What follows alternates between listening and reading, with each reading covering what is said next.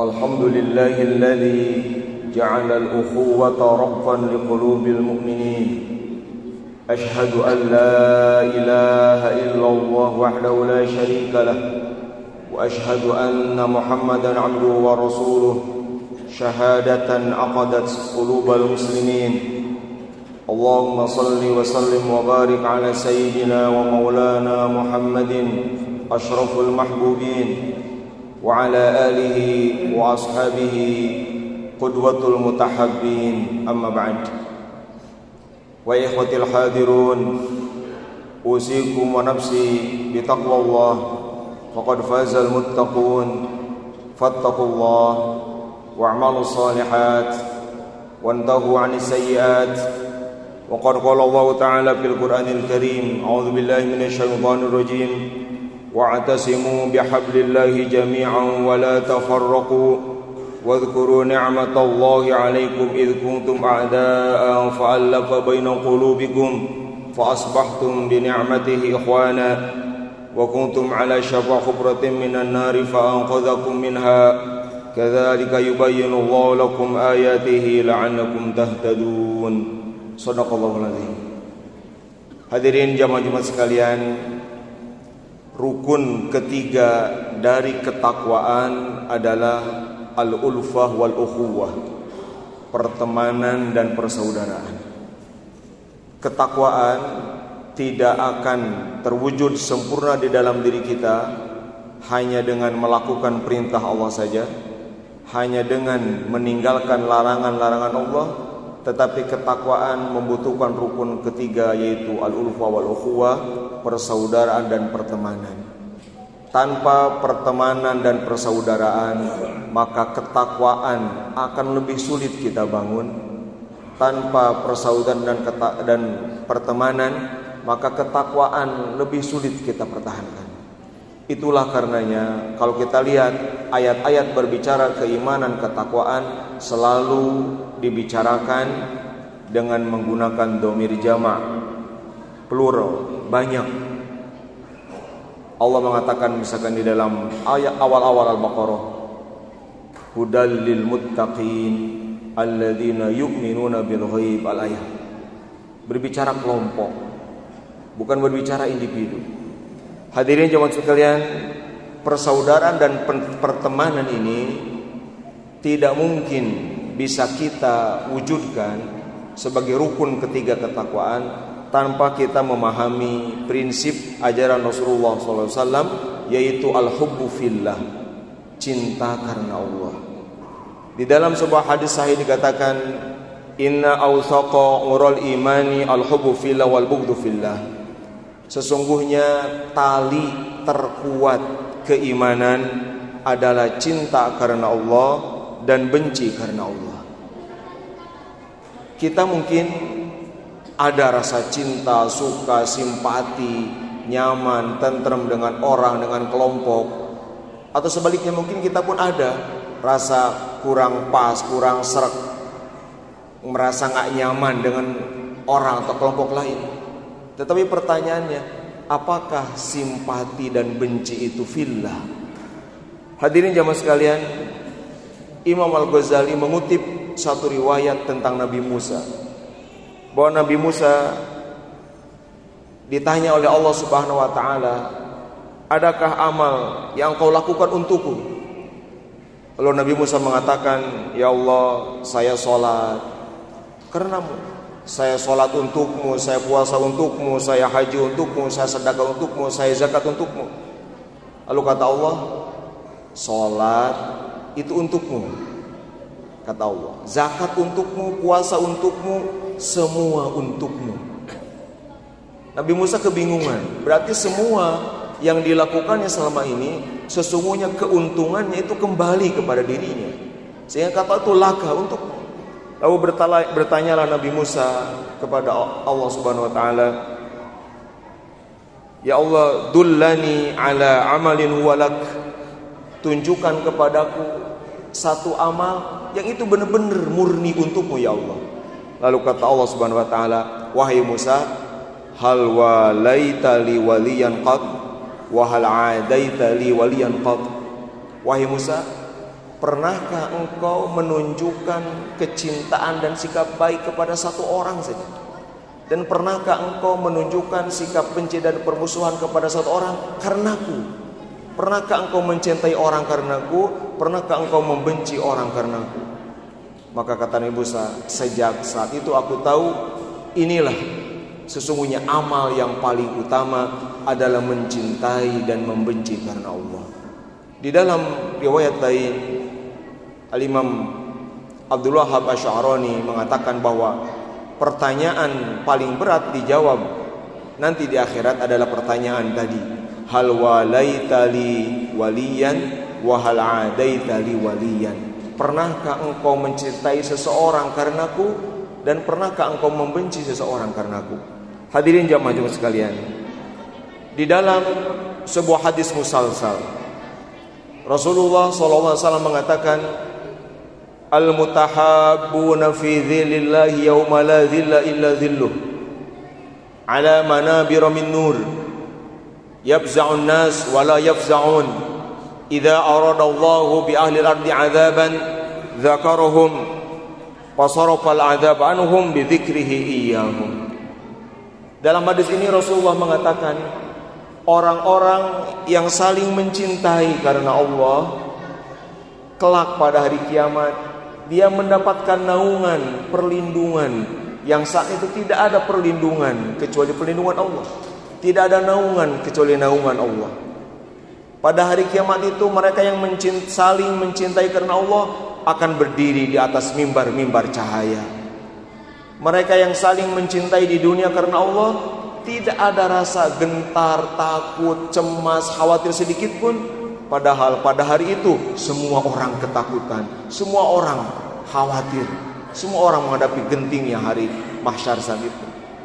Kemudian di dunia ini, jika Allah berkehendak ingin menurunkan satu azab kepada satu tempat, lalu Allah teringat, Allah tahu bahwa di tempat itu ada orang-orang yang saling mencintai karena Allah, maka zakarohum, Allah mengingat mereka, lalu Allah memalingkan, mengangkat, membelokkan, menyingkirkan azab dari tempat itu yang padahal tadinya hendak turun ke situ, tetapi karena di tempat itu ada orang-orang yang saling mencintai karena Allah, maka Allah tidak jadi menurunkan azab ke situ, atau azab yang sudah ada itu Allah angkat.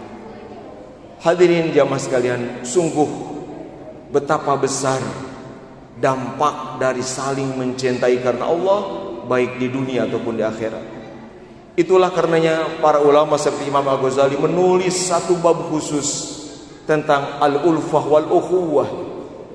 Imam Ghazali juga ketika berbicara tentang takwa, setelah selesai bicara bagian taat, selesai bicara menjelaskan macam-macam maksiat, beliau menambahkan satu pembahasan, yaitu tentang adabus suhbah.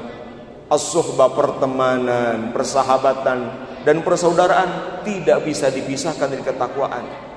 Di dalam riwayat ini dikatakan Allah berfirman kepada seorang nabi, zuhudmu telah membuatmu nyaman, cintamu kepadaku, engkau memprioritaskan aku dalam segala, telah membuatmu mulia di hadapanku. Tetapi pernahkah engkau mencintai orang lain? Yang kalau kita mencintai orang lain, sesungguhnya itu berbicara tentang kebaikan untuk orang lain. Hadirin jamaah sekalian, lalu seperti apa praktek mencintai karena Allah itu?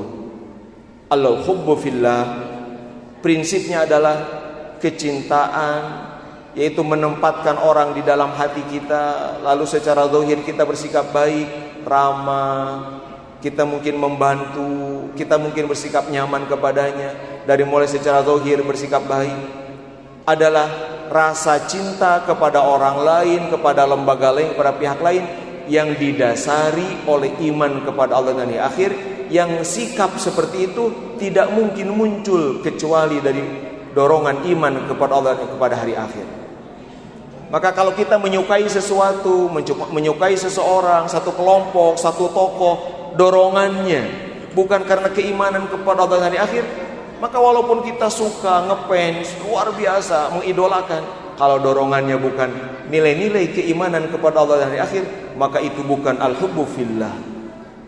Untuk memudahkan itu, Imam Ghazali menyimpulkan dari sekalian bahwa seseorang dikatakan dia punya kebaikan akhirat, yaitu kita mencintai seseorang karena di dalam dirinya ada kebaikan akhirat. Itulah al-hubbu fillah. Kalau kita suka pada orang, senang pada orang, bersikap baik pada seseorang, memberikan dukungan, support, pembelaan pada seseorang, satu kelompok, karena pada orang itu ada kebaikan akhirat, itulah al-hubbu fillah. Maka Imam Ghazali merangkumnya dalam 3 hal. Orang yang dikatakan punya kebaikan akhirat, 1, orang yang punya ilmu agama, alim. 2, orang yang ahli ibadah, abid. 3, orang yang dia menunjukkan akhlak baik, perilaku baik sebagaimana diajarkan di dalam agama. Maka kalau kita melihat siapapun memiliki pemahaman agama, kita menyebutnya ulama, ustadz, kiai, ajengan, maka klop hati dengan tokoh agama, senang kepada mereka, bersikap santun pada mereka, itu adalah al-hubbu fillah. Jika Anda senang kepada seorang alim, ulama, kiai, ajengan, kemudian kiai pun suka pada Anda, maka itu dikatakan al-mutahabbuna fillah.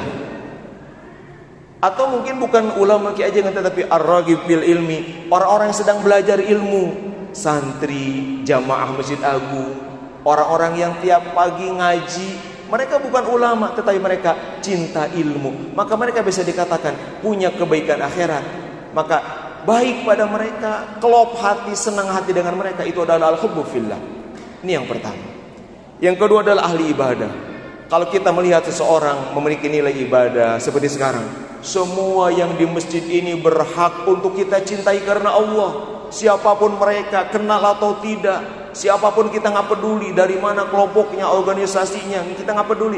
Yang jelas di depan mata saya hari ini mereka sedang ibadah kepada Allah di masjid Allah, itu adalah kebaikan akhirat, maka saya cinta mereka karena Allah. Itulah alhamdulillah. Lalu jika kita di masjid ini satu sama lain, kiri kanan depan belakang, saling berbaik hati, bertegur sapa, berwajah ramah, apalagi saling memberi dan saling mendukung, maka itulah al-mutahabbuna fillah. Saling mencintai karena Allah. Tidak ada kecurigaan, tidak ada sinis, tidak ada apa-apa. Yang ada adalah hati bersih. Itulah cinta karena Allah. Atau kemudian kita melihat orang yang punya kebaikan, mungkin bukan alim, mungkin bukan abid, ahli ibadah, tetapi dia berakhlak baik sesuai syariat, menunjukkan kesantunan kepada orang tua, kepada guru, kepada tetangga, kepada sesama, memberi sedekah, itu kebaikan-kebaikan akhirat. Maka kita pun sepantasnya bahkan wajib mencintai orang itu. Atau hadirin sekalian, mungkin mereka bukan alim, bukan abid, bukan ahlul khair, tetapi mereka hanya menjadi sebab. Orang-orang yang menjadi sebab kita punya kebaikan akhirat, itu pun layak, wajib kita cintai. Orang-orang yang hari ini membuat kita leluasa pergi Jumatan, orang-orang yang hari ini membuat kita leluasa berpakaian, orang-orang yang membuat kita leluasa menyebarkan ilmu, mengaji ilmu, orang-orang yang membuat kita nyaman mempraktekkan Islam karena perannya, karena tindakannya, maka orang seperti itu adalah orang yang jadi sebab kebaikan akhirat. Orang yang jadi sebab kebaikan akhirat adalah bagian dari orang-orang yang wajib dicintai karena Allah. Hadirin sekalian, dalam menghadapi pandemi sekarang, berdasarkan kabar sahih dari Rasulullah SAW ini, maka mari kita tunjukkan di rumah kita, di lingkungan RT kita, RW kita, kelurahan kita, di sekitar kita, mari kita tunjukkan al-tahabbub fillah. Mari kita tunjukkan bahwa kita ini melihat siapapun selalu berpikiran dia punya alasan untuk saya cintai, untuk saya bersikap dan bertindak baik kepadanya. Maka kalau itu terjadi, kata-kata Rasul pasti benar. Kalau Allah berkehendak menurunkan azab, dzakaruhum, kemudian sorofal azab anhum bidzikrihi iyahum, maka Allah akan menyingkirkan azab karena di situ banyak orang yang saling mencintai karena Allah. Mudah-mudahan kita bisa melaksanakan itu. Qala ta'ala wa kuntum bi ni'mati ikhwana barakallahu wa lakum bima fihi min al-ayati wa dhikril hakim wa taqabbala minna wa minkum tilawatahu innahu huwas samiul alim.